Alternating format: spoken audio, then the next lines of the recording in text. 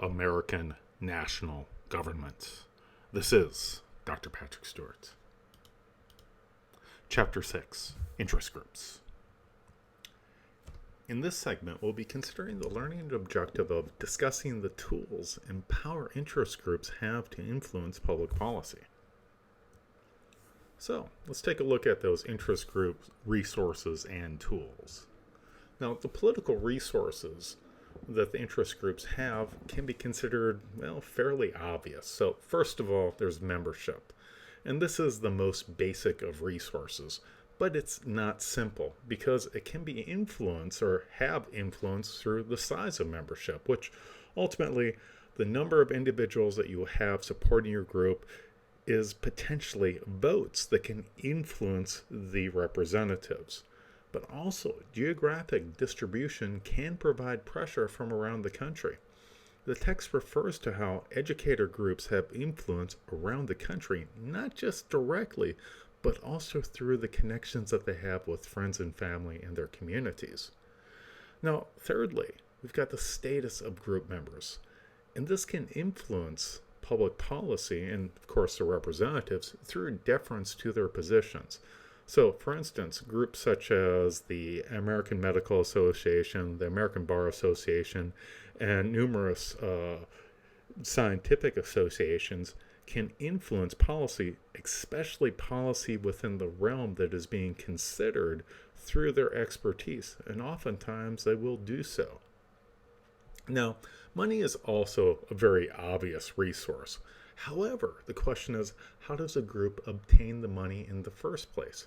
Now, this can be through membership dues, which if you've got a large organization with a very large membership, that might be easy. You might rely on fundraising. You could rely on special events, endowments that are already there, and return on investment. So certainly we can see that the sources might be from those who are financially well connected or having a broad base of individuals contributing. Now, thirdly, we have leadership and expertise. Now, these are two factors that oftentimes interact because leadership and expertise comes from having a dynamic and forceful leader, but also tied with that clear objectives and a solid action plan. So certainly having these things combined does lead to a fairly good approach that might be successful and lead to interest groups having power within the political realm. So if we take a look at interest group tools, they rely upon lobbyists. Okay, so let's define what lobbying is. Lobbying is any activity in which a person or group attempts to influence public policy making on behalf of themselves or other people or groups. Now you have professional lobbyists, and these are the individuals who contact government officials on behalf of someone else. Now, most of the time, or at least a good proportion of the time, these are former congresspersons, and this is because of their ability to understand legislation, have contacts amongst the former colleagues and staff, and because they've served, they have the right to go on the floor of the legislative chambers. As a result, these individuals are especially valued. Now, more professional lobbyists come from the executive branch than from the legislative branch, and this might be due to the fact that there's a high level of expertise from serving in the administrative agencies and in the executive branch where you can get things done as opposed to in the legislative branch. Now, ultimately, lobbyists have limitations placed on them, and certainly the book discusses it in some great detail, but mainly we have the Federal Regulation of Lobbying Act of 1946. And this requires that lobbyists must register if they solicit or collect anything of value to be used to aid the passage or defeat of any congressional legislation. Now, despite this, U.S. lobbyists have a powerful influence on policy mainly through the subtle altering of the writing and interpretation of legislation, something which we'll be coming back to a bit later on. So let's take a look at interest group structure because, structure matters. Now, the legal and organizational structure of an interest group influences what it can do and what it cannot do. Now, this leads to political action committees that they provide an intermediary between businesses and large organizations, labor organizations specifically, to influence politics directly. So we've got the super PAC, which can raise unlimited sums of money from corporations, unions, associations, and individuals to independently support and oppose political candidates. However, it cannot coordinate with candidates directly. Now, as the book discusses, what exactly is direct coordination is up in the air. So certainly that influences the power of super PACs. Now, 527 groups can engage in voter mobilization and issue advocacy, but they cannot advocate for a federal candidate. Now, finally, we have 501c groups, and these are social welfare groups, and they cannot engage in political activities as their primary purpose, but they can engage in political activities. So if we take a look at the growth of PACs, we've seen that since 1974, they've grown immensely. However, while they diminished slightly during their early 2000s, they've grown back until they're just under 5,000. So this is a pretty good pattern as we see in figure 6.3 from the book. Now, the interest group influence comes in a variety of different ways. Now, the first is that of direct influence, and this is oftentimes seen in the one-to-one contact that representatives have either personally or in front of legislative committees. So this is where if you're a congressperson, if you're known as someone from within the executive branch, there might be a level of respect or at least some agreement with you. Now, money is also another major means of influencing policy, and this might be through such things as fundraising dinners. And here we see that there's a diverting of business to firms so that you have many lawyers that are in the insurance, banking, and legal businesses.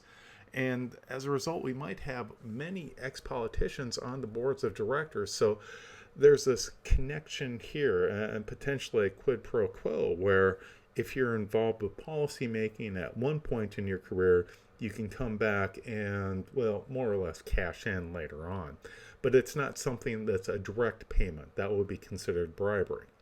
Now, we also see that interest groups use money in election campaigns, so that certainly has an influence there. Now, another form of direct influence for interest groups, and it's something that's not talked about that much, but is seen in the best-selling books of political figures, or you might have interest groups buying thousands upon thousands of these books to actually provide money to politicians, where these aren't books that are read individually, they're just bought in mass and then potentially discarded of later on down the road. So if we look at public action committees and spending from 1990 to 2010, we've seen right here in figure 6.4 that it's increased fairly substantially, and especially from those single issue ideology groups. And that has a major influence on how our politics is carried out. Now, there's also indirect interest group influence. Now, here we see indirect lobbying. This is the use of intermediaries to contact public officials. Now, it might be through personal networking, through officials, friends, family, campaign contributors, and so forth. Here, the connections allow an individual to work within a network and influence the representatives that way. Now, it can also be through informing the interest group members about a legislator's positions and votes, and this can lead to letters, phone calls, and emails, as well as demonstrations staged by interest groups who might really have problems with what the legislator's stand is. And last, we're looking at coalition building. And this is the log rolling in order to exchange support for a cause, often amongst uncommon interests. So in other words, you might have interest groups that work together despite being in very unrelated fields to get legislation passed for each other. Now, another form of indirect interest group influence is that of research. And here we have the providing of insight into pressing issues and potential solutions. And we certainly talked about those research groups that go on. But how this research is used is very interesting. It may be used to shape public opinion through the mass media, and certainly we can see this in a variety of means, whether it's commercials or whatnot. But it also includes letters to the editor that are drafted by experts in this public communication, as well as group ratings that go back to informing the interest group members about a legislature's positions and votes. And as we see in this table 6.2 from the book, interest group ratings for some members of Congress, we see that there's an awful lot of different ratings that go on, whether it's the ADA, the ACLU, AFS, LCU, NTU, COC, and the ACU, a variety of different interest groups that, as you see, are rating the representatives on their specific issues and how well they support them. Now, another form of interest group influence is that of legal action. Now, one of these approaches is test cases, and this is when interest groups assist with bringing cases in front of the courts to test the constitutionality of government policies. It can also be seen in class action suits where interest groups work with many individuals on behalf of them for claims, in which case these individuals might not normally be able to sue. Now, business interests can also use the legal system through what is referred to as strategic lawsuit against public participation, or SLAPP suits. And this can prevent activists or interest groups from testifying in public hearings, lobbying zoning boards, and advertising against projects. Now, the idea here is that it argues defamation or libel in opposing the projects. Now, while most of these SLAPP suits are thrown out on the grounds that they interfere with the citizen's right to petition the government for redress of a grievance, they are powerful tools because of the deep pockets that these groups might have to bring these cases going on for years and years. And plus, the cost of legal expenses might be something that would be an effective deterrent for these different interest groups and individuals, these activists, from actually bringing these cases to the forefront. Now, another form of legal action is that of amicus curiae, which is front of court briefs. And what they are is they are essentially a writing of a rationale for voting the Supreme Court, oftentimes voting on behalf of a cause and giving this legal rationale. And it's a way of providing research directly to the court system. Now, when we think about interest group power and influence, political scientists have generally found weak connections between financial contributions and decision making.